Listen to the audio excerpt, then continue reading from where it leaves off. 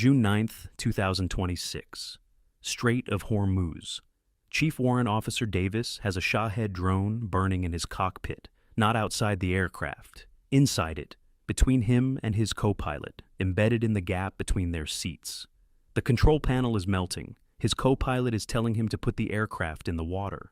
Davis has 16 Hellfire missiles on the rails, fuel for 40 minutes, 256 contacts on his longbow radar. He does not put it in the water. This is what happens next. To understand what Davis was flying over that morning, you have to understand what Iran had been building for years before this moment.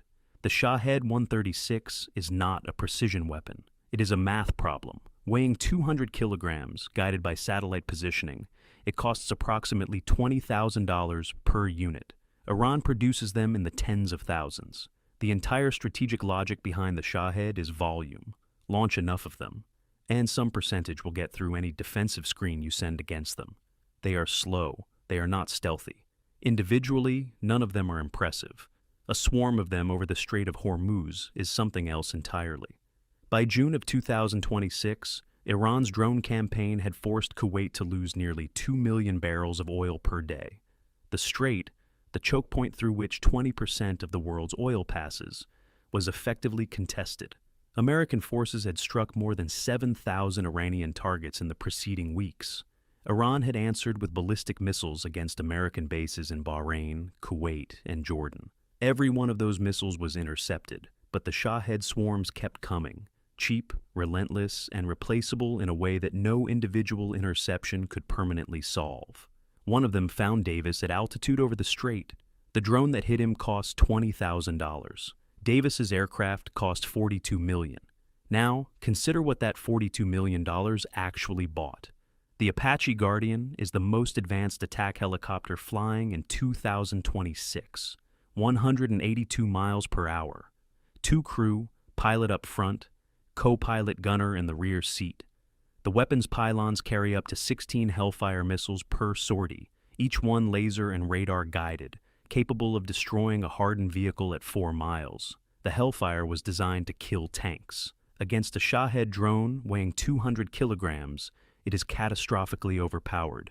It is the only thing Davis has that reliably reaches a target at range. 4 pods of 19 Hydra 70 rockets each, 76 total, for area suppression against dispersed targets, and a 30mm chain gun at 600 rounds per minute, loaded as of 2025 with proximity-fused rounds engineered specifically to detonate inside drone formations. The Army proved this weapon system works against exactly what Davis was facing. In 2025, a single Apache executed Operation Flyswatter, a live-fire counter-drone engagement that resulted in 13 confirmed kills from 14 shots. 1 engagement, 1 aircraft, 13 drones. Iran used the same type of drone to bring down Davis. It was the 14th. But the feature that makes the Apache genuinely dangerous against swarms is not on the weapon's pylons. It is the dome mounted on top of the rotor mast. The longbow radar operates on millimeter wave frequencies. It can detect and prioritize 256 targets simultaneously, in under 30 seconds from behind a ridgeline, with only the dome exposed above cover. It does not need satellite support. It does not need clear line of sight to the full target. It builds a complete combat picture faster than any human analyst can process it. Davis can see every drone over the strait before they can locate him. He knows what they are, where they are going, and which ones reach the tankers first. He has been flying against this swarm in his mind for months. The only thing that changes tonight is that he has fire behind him, and no one is ordering him to put it in the water. Davis levels the aircraft at 40 feet above the water. The fire in the cockpit is real. His co-pilot has used the extinguisher, and the panel is smoldering, not burning. His instruments are degraded. The longbow dome is intact. He arms the Hellfires. 256 contacts. He has 16 missiles. He selects the 16 contacts on direct intercept courses toward tanker traffic still moving through the strait. He fires. 1 Hellfire per drone. 16 launches in sequence. The longbow tracks each detonation, confirms the kill, and clears the contact. 16 Shahed drones, $320,000 of Iranian ordnance, are gone in under 4 minutes. 240 contacts remain on the display. Here is where the math stops working in Davis's favor. He has no more Hellfire missiles. What he has is 76 Hydra 70 rockets and the 30mm cannon. The rockets are area weapons, effective against drone clusters when the drones are grouped tightly together.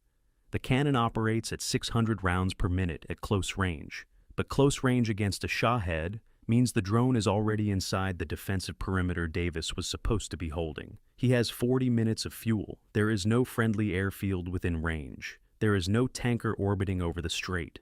The nearest deck that can recover him is 17 minutes south, at the speed he can still make with his damage instruments. The rotation at the base in the Emirates is already moving. Other Apaches are spinning up. Radar picket ships are tracking the remaining swarm and vectoring the relief flight. But the gap between Davis exhausting his Hellfire racks and the next aircraft arriving on station is measured in minutes. And drones do not wait. Davis sweeps the forward edge of the swarm with rockets. He alternates with cannon bursts against the tighter clusters. In the next 6 minutes, he kills another 22 contacts. His fuel caution light activates. He turns south toward the fleet. 38 drones from the original swarm reach the shipping lane before the relief aircraft arrives. Not enough to close the strait. Enough to damage 2 vessels and force a third to reverse course. The swarm launched that morning numbered over 300 units. Davis and the aircraft that followed him killed more than 60% of those contacts. Iran has thousands more in inventory. The shahed factory that produced the drone embedded in Davis's cockpit was struck on June 11th, partially rebuilt within 90 days. The transport aircraft that delivered Davis's replacement Apache, disassembled rotor, tail boom, and weapons pylons packed in separate crates, landed at the Emirates base 2 days after the engagement. Mechanics had it reassembled, armed, and back in the patrol rotation before the week ended. The swarm is not a weapon you defeat with one aircraft. It is a production problem, a factory problem, a logistics problem that exists in a country that has been sanctioned for 40 years and learned to build weapons inside that constraint. 16 Hellfires against a production line that runs day and night is not a battle. It is a statement about the limits of what one crew can do inside one fuel load. In the version of events where Davis amorizes, an autonomous unmanned rescue vessel 24 feet long recovers the crew from the water. His co-pilot has a broken collarbone. Davis has second-degree burns on both hands. In the what-if version, the one where Davis levels off, arms the longbow, and spends his 16 Hellfires on the shipping lane, he lands back aboard with 38 kills stenciled on the fuselage and hands that shake when he signs the debrief. In both versions, the Strait of Hormuz is still contested the following morning. The question the Apache was never designed to answer is the one that decides this conflict. Not how many drones one crew can kill in 40 minutes of fuel, but whether the factories building $20,000 weapons can be destroyed faster than they are rebuilt. Davis got back in the aircraft the next morning. The swarm was already forming again. Remember, this is just a what-if thought, so nothing in this video is serious. See you in the next one.